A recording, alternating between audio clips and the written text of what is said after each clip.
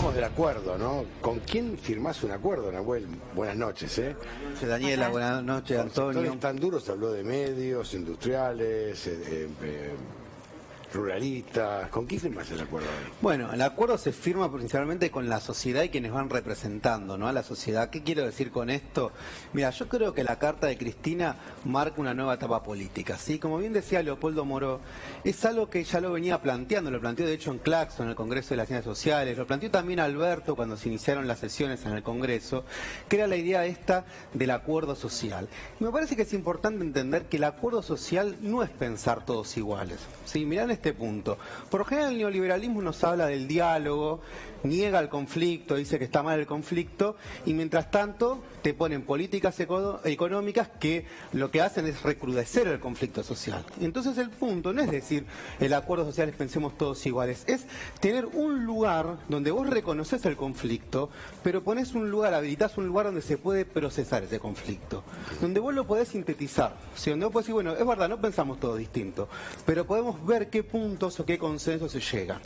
Después me parece que también que el acuerdo social supone pensar ceder, cada uno cede para estar mejor. Y acá hay un punto que también me parece clave, que es, van a participar actores que están institucionalizados, como puede ser la CGT, la UIA, la Iglesia, pero también es muy importante la participación ciudadana. Es decir, hay muchos actores que son protagonistas y que no están institucionalizados. Colectivos culturales, colectivos feministas, colectivos de jóvenes contra el cambio climático, la juventud, es decir, no todos tienen un grado de institucionalización. Entonces me parece que el acuerdo social supone esta idea de, bueno, pensar en conjunto entre todos estos actores cómo se puede ir dinamizando y sobre todo me parece que acá hay algo para entender, por ejemplo, el movimiento de Carrió, ¿no? Digo, ¿cómo pasa una Carrió tan agresiva y tan dura de repente a tener otra actitud? Y creo que hay algo en el fondo, que no es la primera vez que Carrió lo hace esto. Cuando yo te decía, la carta de Cristina abrió una nueva etapa política, que eso trajo distintas reconfiguraciones en el oficialismo y en la oposición, porque si este acuerdo llega y hay un éxito y se procesa porque hay un momento político y contextual que eso hace, es muy importante saber cómo queda cada uno configurado en el mapa político. Entonces, a la pregunta que vos me hacías, creo que el acuerdo es con el conjunto y también el acuerdo es pensarlo en una sociedad que hoy está hiperfragmentada. No es que es una sociedad homogénea la nuestra, es una sociedad diversa, plural. Entonces tenés que ir convocando a los distintos sectores. Sí. Y por supuesto que va a haber sectores que no van a querer estar de acuerdo. ¿Por qué? Porque mira, acá te introduzco otro concepto que me parece que es clave, que es pensar la idea de la grieta.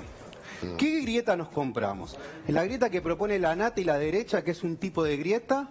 ¿O por el contrario pensamos en otras grietas? Porque la grieta, al fin de cuentas, es una parte de un conflicto, es una faceta. ¿Qué te quiero decir con pensamos en otras grietas? Uno podría decir que lo que divide no es la grieta, sino la desigualdad. Entonces, en vez de hablar de grieta, hablemos de desigualdad distributiva, de desigualdad de género, de desigualdad ecológica. ¿Cómo? Es otra grieta.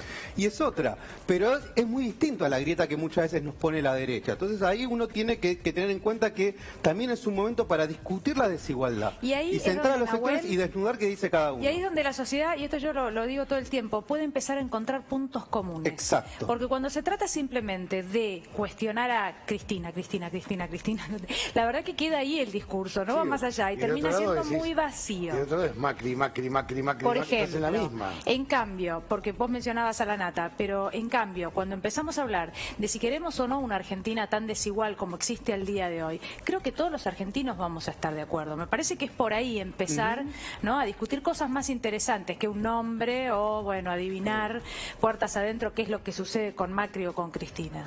Y después me parece que hay algo clave de cómo esto también pasa en el oficialismo, es decir, en el Frente Todos, que es importante tener en cuenta que yo creo que es la primera vez que el peronismo gobierna en una coalición, sí, que no es lo mismo un frente electoral.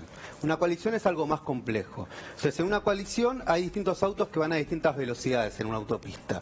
Y por lo tanto, lo que ahí se busca es una idea de tensiones que, por ejemplo, el vicepresidente de Bolivia decía las tensiones creativas tenía que ver con tensiones cuando dinamizan esa coalición. Y por otro lado hay tensiones que no son creativas, que son cuando lastiman a esa coalición. Entonces me parece que algunas de las alianzas políticas estratégicas que hoy se puede debatir dentro del Frente de Todos, en esta idea de si se radicaliza, no se radicaliza, si se modera, no se modera, si se hace un paso atrás para hacer dos adelante, si se hacen dos pasos adelante para hacer un paso atrás, es pensar, bueno, ¿cuáles son las alianzas políticas estratégicas? Vamos a mencionar algunas, por lo menos la más importante. Una, movimientos sociales, juventudes y trabajadores. Sí, alianzas estratégicas básicamente para las transformaciones por venir, ¿sí? Pymes y empresarios nacionales, productores agropecuarios, científicos, investigadores y profesionales. Me parece que esto van a ser gran parte de los sectores que hoy van a estar en debate en lo que se viene. Gracias. Gracias a ustedes. Gracias. Ya está, Raúl Tirra.